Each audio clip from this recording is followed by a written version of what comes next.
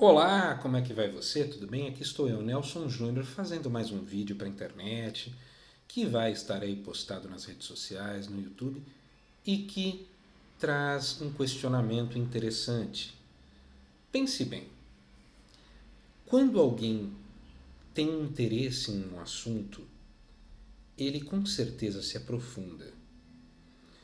Temos aí a divisão entre pessoas que se interessam por artes, outros se interessam por esporte, e outros ainda se interessam por ciência, por filosofia, por todos os tipos de coisas, de modalidades de conhecimento que temos ao nosso redor, que fazem parte da nossa evolução, tanto pessoal, quanto mental, quanto, obviamente, espiritual, uma vez que tudo ao nosso redor faz parte de nosso aprendizado. Vamos então ver uma coisa curiosa. Você consegue imaginar um vegano descrevendo o sabor, a textura de uma bisteca? Ou ainda um vegano explicando as vantagens de usar roupas de couro, ou ainda o mesmo vegano comentando do sabor do leite, do sabor do ovo. Seria um pouco difícil, porque se o vegano estivesse explicando isso tudo, ele estaria ainda preso às suas convicções pessoais. E por mais que ele assim fosse neutro, o vegan de nascença, que foi criado como vegan, jamais colocou a bisteca na boca. Assim sendo, temos uma coisa curiosa. Temos pessoas ateístas ou então muitas vezes presos a uma única realidade por estar numa crença inflexível e que não se abre a entender outras crenças, como pessoas que explicam teologia às vezes nos campos acadêmicos. Em geral, nos campos acadêmicos, temos a teologia explicada pelos ateístas ou pelos ateus, porque existe uma diferença entre o cara ser ateu e ateísta. O ateísta é aquele que quer enfiar goela abaixo a sua crença na descrença.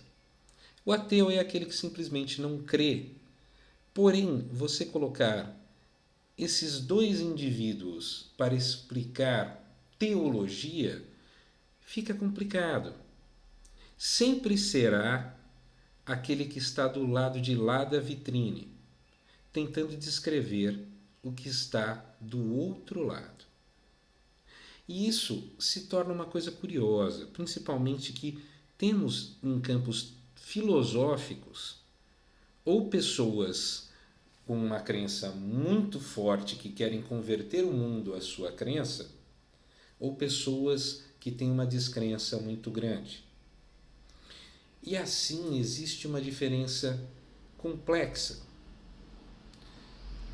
E isso gera muitos problemas, e um deles é a compreensão de que existe uma desinformação histórica entre o estudo religioso das muitas religiões que existem e existiram em nosso mundo.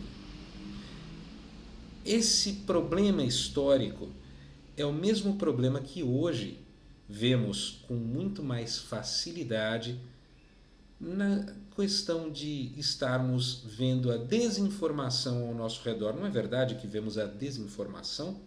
a desinformação com gente mentindo de um lado, gente mentindo do outro, e aí o campo político, alguém mente, aí o outro mente, aí a história também é modificada, porque aí a pessoa mente, e aí os acadêmicos que têm aquela ideologia politicamente. Isso a gente vê, e vê na internet blogs e sites divulgando mentiras única e exclusivamente em prol de ideologias ou de trapaças que beneficiem indivíduos ou grupo de indivíduos ou tentem distorcer fatos históricos para que a sua verdade passe a ser a verdade futura. Por que vocês acham que isso não ocorreu no passado? E aí vem uma observação curiosa pra caramba. É o seguinte, meus amigos. O politeísmo, a existência de muitos deuses, que em geral é sempre feito assim. As religiões do tronco judaico-cristão são as monoteístas. Obviamente, existe uma ou outra que também tem esta interpretatividade, mas em geral é o tronco judaico-cristão e islâmico, né, que tem um Deus único, né, e nós temos os outros que são todos politeístas. Pois bem, meus amigos, na corrente da desinformação histórica, o politeísmo é uma mentira. Como assim? Os egípcios têm vários deuses, eu li, está lá. Todos os religiosos hindus, as religiões que dizem respeito à África. Não, você está errado, Nelson. Você não sabe o que você diz. Pois bem, vamos então começar alguns esclarecimentos. Quando você tenta explicar algo que não te interessa, ou que você não quer, ou que você não acredita, você dá a sua interpretação rasa daquilo. E aí a sua compreensão daquilo irá até onde você quer. E isso é o que aconteceu ao longo da história. Na verdade, em todas as religiões nós temos um Deus Pai e Criador, e os seus filhos, que são as divindades. Todas as divindades vêm depois de Deus. Ah, não, pera, Nelson, não é assim que funciona, porque eu vi, por exemplo, que as religiões africanas têm vários deuses. Não.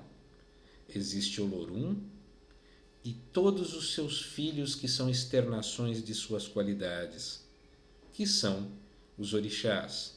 Ah, não, mas espera aí, a religião nórdica é diferente. E nós temos um Deus Criador e todos os seus filhos, também ali representados. A religião grega, nós temos um Deus Criador e todos os seus filhos. Ah, tá, mas o tronco judaico-cristão nós temos um único Deus e você tem anjos, arcanjos, querubins, serafins. E todos, de todas as crenças, representam qualidades divinas. Representam elementos da natureza e qualidades divinas, porque todas as religiões sempre nascem com uma forma de explicar, através de seus mistérios, o inexplicável. Como o mestre Rubens Saraceni colocou em toda a sua literatura, e muito bem classificado, a externação das qualidades de Deus ele classificou de tronos. Por quê? Porque os tronos, dentro, por exemplo, da religião africana, são os orixás. E a mesma interpretatividade dos nomes dos tronos vemos em outras religiões, sendo que temos assim as religiões de uma forma bem ampla e clara, representando Deus e suas qualidades externadas, que são divindades.